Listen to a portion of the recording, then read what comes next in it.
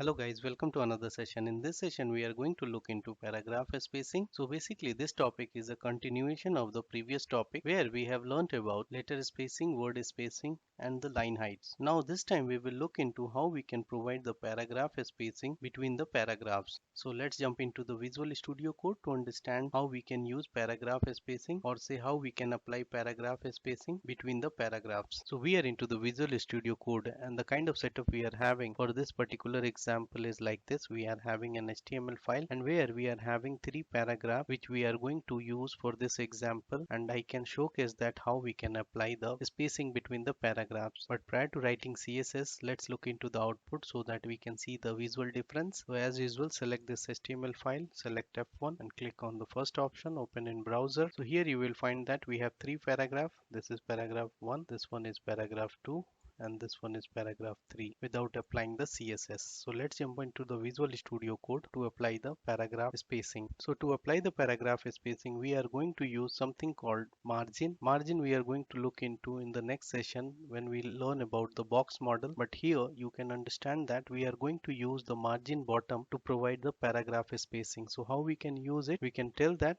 p tag is our selector, and within that we are going to provide the declaration. First we will specify font size, and here we will tell that it is going to be 14 pixel, and here we will specify that margin bottom, and this time we are going to tell that the spaces between the paragraph, again we can use either relative or absolute. So we are going to use the absolute over here. We can tell that 36, save it. So let's jump into the browser to see the output. So see here you will find that it has applied the spacing between the margin bottom, which is giving us the spaces between the paragraph. So this way you can easily apply the paragraph spacing using margin bottom. So this is what I wanted to demonstrate you in this session. See you in the next session. Till then, bye bye, take care.